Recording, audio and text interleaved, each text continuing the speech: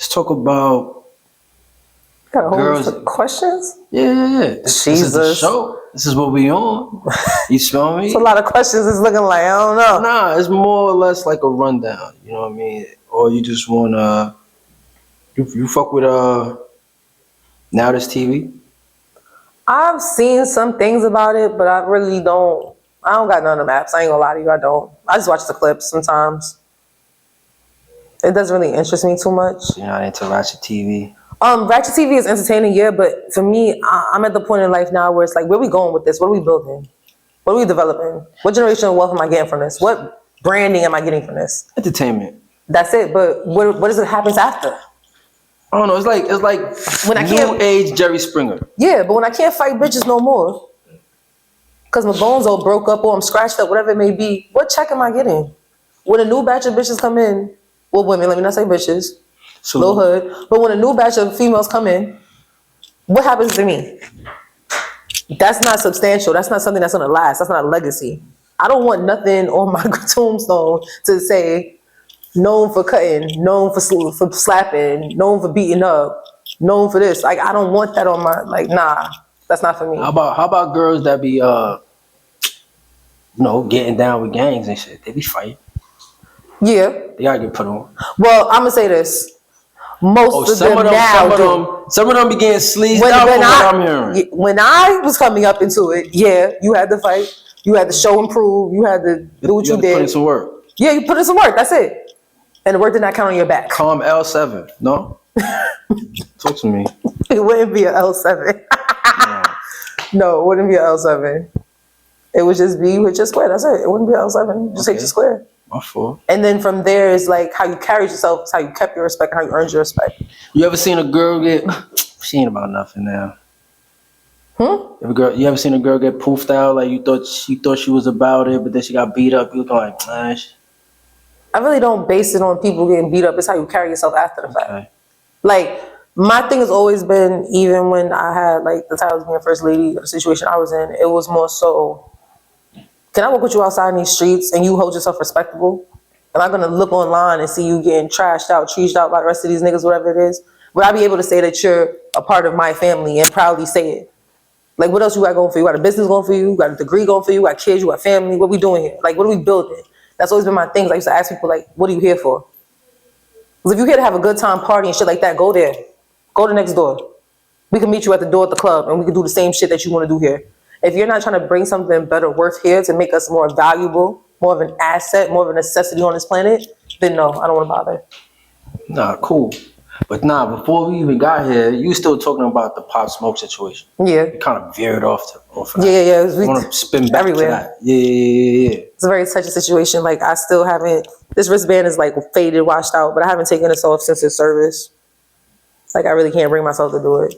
So it's talk like about it. Like, you say you knew him since, you I got lashes on. Y'all gonna make me cry here. Nah, sorry about that. Oh, man. Take a sip, man. Yeah, I got supers. What you mean? Type of... When I got wind of who he was in the media world as far as like rapping, I was in the car listening to the song and I was with my bro from church and he was like, yo, you know that's Shar? I'm like, was it Welcome to the Party? Or what's Shar? Which one was it? We were listening to NPR. That's my shit, man. Yeah, that's my shit too. Definitely Like, listen to NPR. And I was like, yo, this nigga got like little buzz. We just kept going through songs. He's like, yo, you know that's Shar, right? I'm like, Shar. What? Shar? Who you talking about? He's like, man, Shar, bossy little brother, Shar. BJ Quiver. I'm like, get the fuck out of here. What? Talking like this? Like, what? And he said, I was like, all right, cool. And then as time went along, I was like, seeing certain actions being done. And it was around the time that whole video came out of him beating up the boy in the store and stuff like that for the so-called get back for the Chappelle shit. And I was just like, fuck is wrong with this kid? Like, you got people guiding you, but they're not really guiding you. Like, who's guiding you for real? Or you just you can't guide no real New York. Nah, it's a fact, but it's just like in this aspect again, if we're gonna talk about it from the spectrum of being church, we had people that were our elders, if you want to call it that guided us some type of way to lead us to be able to be the people that we are. So they don't tell you what to do, but they lead you on that path to make those decisions for yourself. So now I'm sitting here like, you have millions right now. You got money. You have a name. You're getting booked here, there. You're on these stages that other people can't get in. You in these rooms that people can't get in. You in a 7-Eleven fighting somebody? What the fuck is wrong with you? That's where I'm looking at it from. Like, you're about to lose things because you still have this mentality of showing and proving something, whether it be to yourself or somebody else. Okay, for sure. So I can see that angle. last time I saw him was after Labor Day party, and one of my boys, I mean, the whole 90s was there in East New York in the backyard, whatever. Shout out to the 90s. They called me like, yo, I got Pop Smoke with me, da da da da. He want to go to a party. I'm like, well, he ain't coming to this party. The fuck? He's like, nah, where you at? I'm like, I'm in a backyard in East New York. He's not coming here. What is wrong with you? And at the time, I didn't tell nobody, like, I know him for that, because some niggas be embarrassed about certain things. You pull me up a little bit. You know I pull you up bad. Some people could be embarrassed about certain things. So it's like, you don't want to be known as like the church kid. Because now if you're a church kid, it's like you giving up some persona of trying to be a tough gangster, and that's not who you really are. And truth of the matter is, it's not even about that, but the image of the world and how they see you, that's what they're going to put out there, that you falsifying something. So I can understand that he wouldn't have wanted that out there like that until he was ready. So I was never going to say nothing about that. But when I saw him, I wrote in my phone, in my notes section, Shar, we need to talk.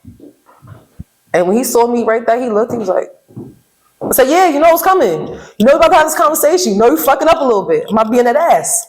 And I remember it really hit me at that point after the party that he was really somebody that people really respected or idolized in some way, because we were like 4 cars deep, swerving in and out of traffic to make sure nobody was spying his car all the way back to the 90s. And when we finally got to the 90s, he switched out of the car that somebody else was in, and he went into the car that he had, and he got in the driver's seat, and I was like, now we're going to talk. You know I care about you, right? He's like, yeah, I know, T. I know you care about me. Da, da, da. I'm like, yeah, you know I'm getting your ass too, because now it's not just about you being Pop Smoke 823. Like, yeah, I fucks with you because, of course I gotta look out for you, little bro. But nigga, you really little bro. Like, I saw you get raised. Like, I gotta make sure you good. It's on a different level of protection now. And he was like, nah, I know. And I'm like, even if you don't want to talk to me, like, you know, call a bro Chris, or call somebody else from the church and speak to them, like the guys that we admired and we looked up to, that like we family. Talk to them if you feel like you need somebody to really understands you. Because sometimes being in these levels of industry that we in, we have personas where it's like we ourselves, who we were with our family, our friends that really fuck with us. And then we these industry people, personalities where you get this close and it's as close you're gonna get. This is what I gotta let you see.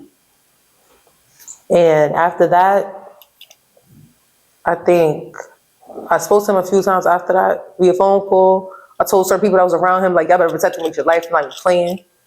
I told Pop even, like, if niggas ain't willing to die for you that's around you right now, get the fuck from them, period. Because now this is where your loyalty is going to be tested. The loyalty niggas have for you is going to be tested. That love, that respect, that genuine nature is going to come into play now.